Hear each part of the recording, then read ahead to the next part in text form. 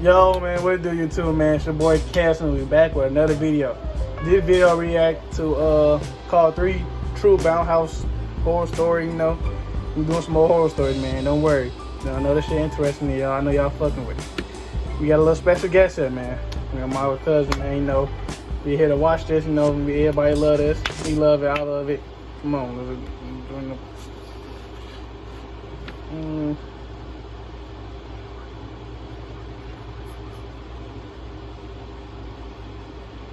When I was roughly about 6, I was invited to one of my classmate Debbie's parties. I remember it was over at her house, and I was excited to see that they had a bounce house in the backyard. The classmate's family that hosted the birthday was pretty well off, to say the least, so it was a relatively big castle with multiple attractions inside. I greeted everyone and immediately took my shoes off and entered.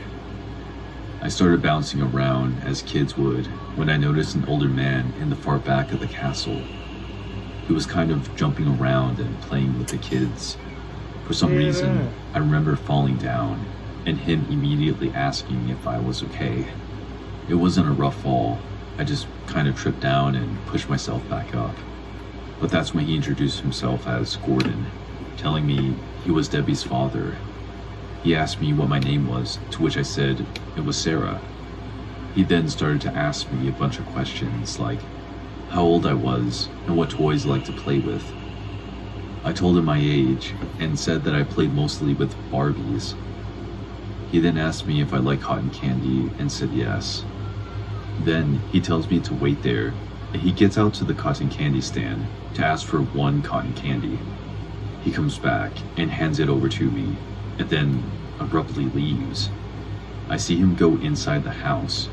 This was pretty weird, given that everyone, including the parents, were outside with their kids or having a drink. I finish eating the cotton candy and jump on the bounce house some more, and this time try to make some friends in the process. Suddenly, I see Gordon at the back of the bounce house, this time standing behind the net and sort of gesturing for me to come to him.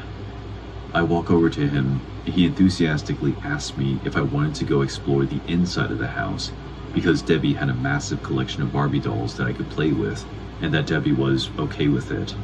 man, As I mentioned before, man. I was really into Barbies, so I accepted and followed him inside. Look at him, he looks suspicious. I get into Debbie's room and indeed realize she has a large collection of different Barbie dolls. I get down and start playing around, but I notice Gordon hasn't actually left, and he's still behind me, sort of watching me play.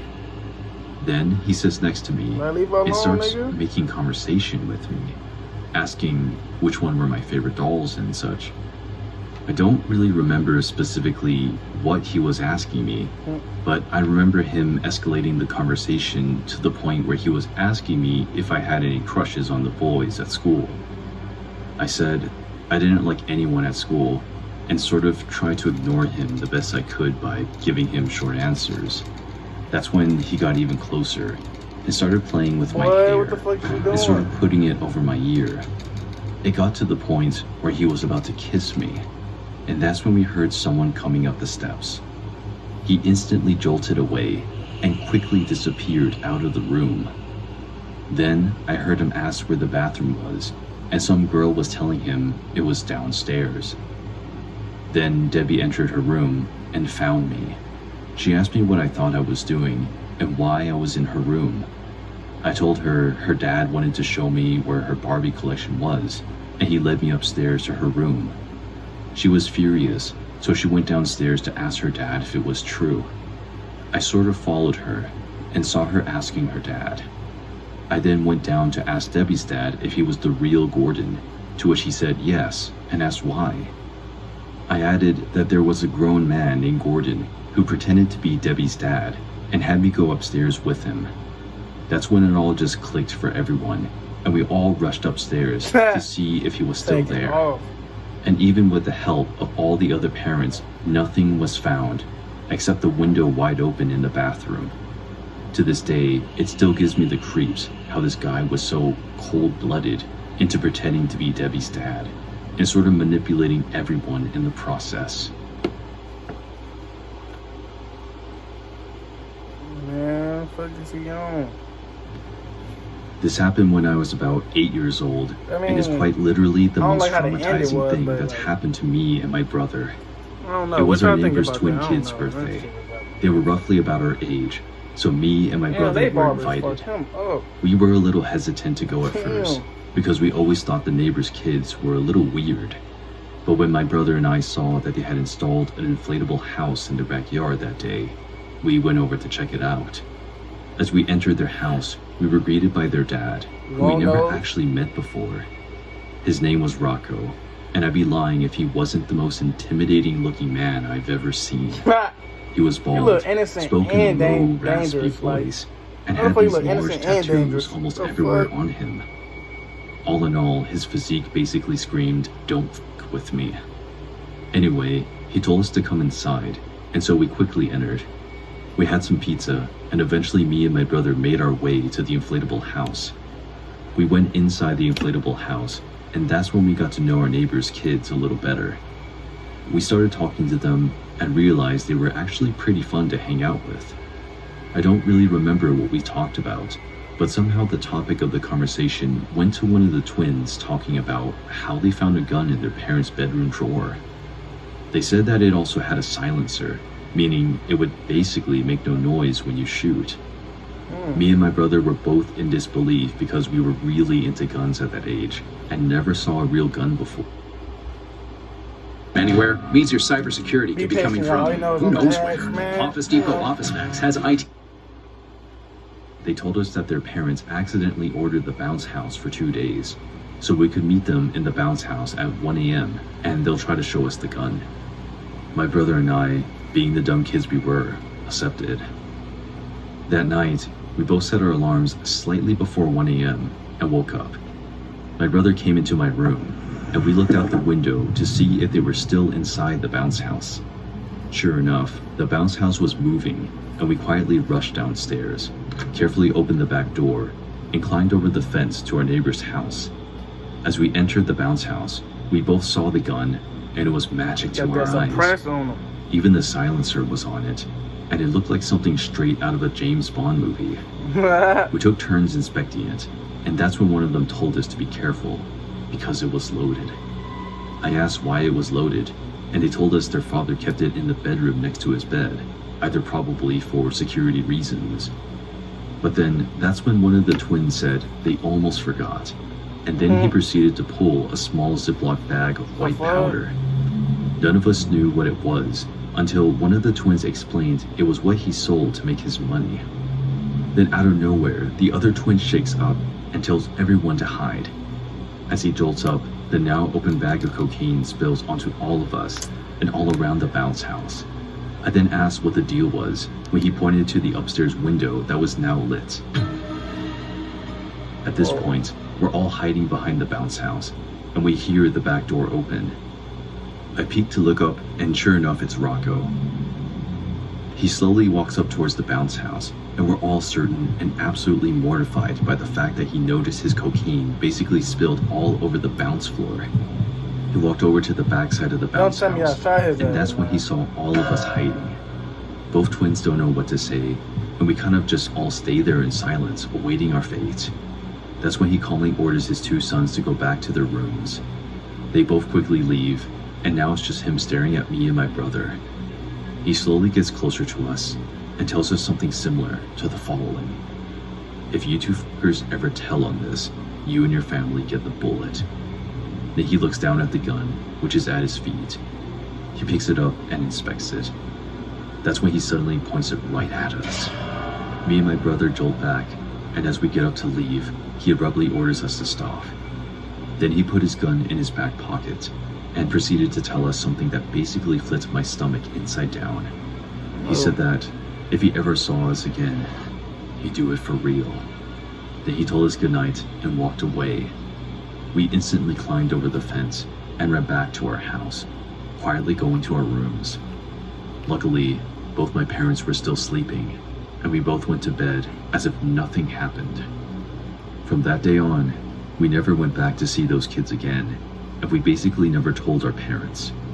Then, about 1 month later, they moved out, and me and my brother were instantly relieved.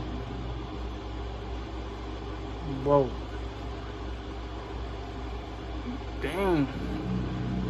When I was around 8, my family went to a giant resort just outside of town for the 4th of July. Everything was set up on the resort's golf course. I remember there being a bunch of people, mostly rich looking, and there were chairs set up for everyone to watch the fireworks come evening time. There were buffets, hot dog stands, and a bunch of attractions. I remember there being this massive bounce house, which was more like a bounce land, so to speak, with slides, tubes, a maze, and all kinds of other fun stuff on there. I took my shoes off and enthusiastically jumped inside the inflatable house. I went over to the maze section and tried completing the maze and discovering what was over to the back side. After a good 5 minutes, I finally completed the maze. That's when I encountered a group of much older kids, almost teenagers. It was 3 guys, and they all seemed to be roughly about 14 years old. They seemed to be caught off guard when they saw me, as if they were about to do something.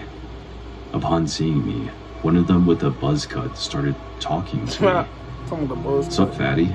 Made it through the maze? Cool. Nothing to see here. You can go back now." I replied that he was stupid for calling me fat. That got no reply though. So then I asked what they were doing because I was genuinely curious. The same guy replied that it was none of my business and that I should go play in the other sections of the maze. Then one of the other guys rhetorically asked if I was gonna tell my mom. I jokingly replied that I would because they looked like crackheads and would get evicted in seconds if I told the security guards as well. That's when all of a sudden one of them gets up and rushes towards me. Before I have time to move, he grabs me by the collar and throws me against the wall. "Listen here, you little fattens. If you tell anyone anything, you're gonna get the Mickey special." For some reason, I then asked what the Mickey special was. That's when they all got up and formed a semicircle around me, blocking me against a corner. I instantly tried to run away by ducking under one of them, but quickly and forcefully get thrown back against the corner. That's when I feel all of them tightly pack themselves onto me.